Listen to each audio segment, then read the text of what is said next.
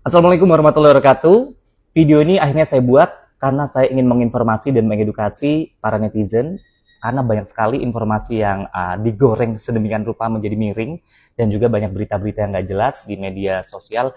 Kenapa? Yang memframing kalau saya ini ogah bayar, kalau saya ini membawa barang-barang yang tidak diperkenankan atau saya teriak-teriak di hotel yang ngakunya syariah ternyata tidak syariah. Yang kejadian waktu di Pekalongan 2 hari yang lalu. Jadi singkat ceritanya begini, saya itu pesan di Traveloka, waktu saya masih di Tegal, saya mau ke Pekalongan, saya carilah hotel yang saya rasa itu syariah dan saya rasa murah, hemat, karena saya juga sebagai customer Traveloka Priority, saya suka mendapatkan voucher. Setelah saya itu dapat hotel itu secara priority, secara dapat, hotel itu nggak ada masalah di Traveloka. Udah saya beli, saya bayar, dan saya sampai di hotel itu sekitar kurang lebih hampir jam 10 malam. Bayangkan jam 10 malam saya pengennya istirahat karena perjalanan dari luar kota. Nah, kemudian sampai di sana di hotel tersebut di resepsionis, tiba-tiba kenapa saya dicas biaya tambahan. Dan front office-nya mengatakan, "Kenapa Mbak ada biaya tambahan?" Infonya karena biaya tambahan itu memang ada kebijakan perusahaan. Loh, saya kekeh dong, kenapa ada biaya tambahan? Saya sering traveling, nginep di beberapa hotel, baru kali ini saya kena cas biaya tambahan. Oke? Padahal saya sudah lunas di Traveloka. Nah, kemudian si pihak front office tiba-tiba bilang, "Pak, saya takut kalau saya nanti nombok karena Bapak nggak mau bayar." Loh, kenapa harus nombok, Mbak? Kalau perlu saya ngomong sama ownernya atau sama atasannya. Tiba-tiba selang beberapa menit, si mbaknya front office itu menelpon seseorang yang saya tidak tahu. Dan setelah menelpon, mbaknya nangis. Loh, Mbak kenapa nangis? "Iya, Pak, saya nanti nombok, Pak." Oh gitu. Ya udah saya ngomong deh sama atasannya atau sama siapapun. Tiba-tiba disambungkanlah nomor atasan itu dengan saya yang ada di video TikTok yang part pertama. Ya, silakan Anda simak, Anda analisa, Anda amati, Anda dengarkan baik-baik bagaimana kesimpulan Anda. Kalau saya ngomongnya agak kenceng, agak ngegas atau apa, itu bagian dari debat atau argumentasi.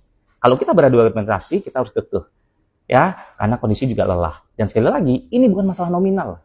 Ini masalah akad, masalah prinsip, dan juga masalah adab. Singkat cerita, saya sudah dikasih tuh hotel karena pihak hotel mengalah ya. Si oknum tadi itu yang nelfon saya mengalah. Oke, kemudian si oknum hotel tadi menggedor pintu saya, intinya tidak terima, karena apa?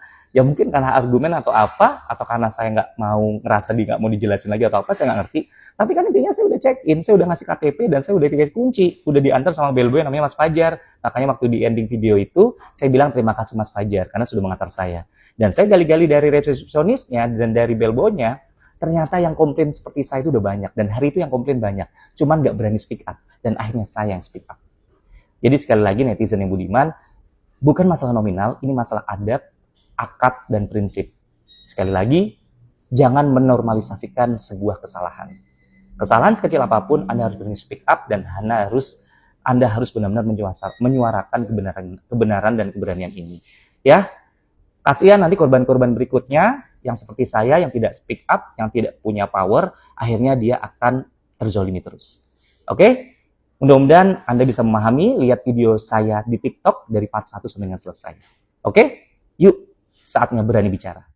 Setelah heboh dengan kisah dirinya yang disebut-sebut diusir dari sebuah hotel, kini Rama Shahid akhirnya buka suara lagi. Di klarifikasi part 2 ini, ia mencoba meluruskan segala kabar miring yang beredar, sekaligus menegaskan apa yang sebenarnya terjadi di balik peristiwa penuh kontroversi tersebut. Apakah cerita kali ini akan semakin memperjelas, atau justru membuka babak baru drama yang lebih panas? Dalam klarifikasinya kali ini, Rama Shahid menegaskan bahwa apa yang terjadi bukanlah sekadar cerita tamu hotel yang diusir begitu saja. Menurutnya, ada miskomunikasi besar antara pihak hotel dengan dirinya, yang akhirnya memicu kesalahpahaman dan melebar menjadi isu publik. Rama menjelaskan, dirinya sama sekali tidak bermaksud membuat keributan. Ia merasa diperlakukan tidak adil saat diminta meninggalkan hotel, padahal menurut versinya, ia sudah membayar dan memenuhi aturan yang ada. Bahkan, Rama mengaku memiliki bukti berupa rekaman dan percakapan yang memperlihatkan dirinya dalam posisi terdesak. Namun, klarifikasi part 2 ini juga tidak luput dari sorotan. Banyak yang menilai Rama seolah masih berusaha membela diri tanpa memberikan titik terang yang jelas. Ada pula yang menuding bahwa drama ini sengaja dipelihara demi mencuri perhatian publik. Meski begitu, Rama Shahid tetap kukuh dengan pernyataannya. Ia meminta publik untuk tidak hanya mendengar dari satu sisi, melainkan juga melihat kronologi dari sudut pandangnya. Rama juga menyinggung bahwa dirinya akan mengambil langkah hukum bila fitnah terhadapnya terus bergulir. Netizen langsung membanjiri klarifikasi part 2 Rama Shahid dengan komentar beragam. Ada yang mendukung dan percaya bahwa ia memang korban kesalahpahaman pihak hotel. Namun, tak sedikit juga yang skeptis, menilai klarifikasinya hanya alasan bertele-tele untuk mencari perhatian. Dari klarifikasi part 2 ini, jelas bahwa drama antara Rama Shahid dan pihak hotel masih jauh dari kata selesai. Ia tetap bersikeras bahwa dirinya diperlakukan tidak adil, sementara publik masih terbelah antara yang percaya dan yang meragukan. Satu hal yang pasti, kontroversi ini membuat nama Rama Shahid semakin jadi sorotan, dan publik masih menunggu apakah akan ada bukti kuat atau langkah hukum nyata yang ia janjikan. Drama klarifikasi part 2 Rama Shahid ini jelas menunjukkan bahwa kisah sebenarnya belum benar-benar tuntas. Masih ada tanda tanya besar yang menggantung. Apakah Rama memang korban ketidakadilan atau justru sedang memainkan narasi demi sensasi? Yang jelas, publik akan terus menanti babak berikutnya dari kontroversi ini. Nah, bagaimana menurut kalian? Apakah klarifikasi Rama Shahid kali ini berhasil meyakinkan, atau justru makin membingungkan? Tulis pendapat kalian di kolom komentar. Jangan lupa tekan tombol like kalau kalian suka update gosip terbaru. Share biar makin banyak yang ikut nimbrung.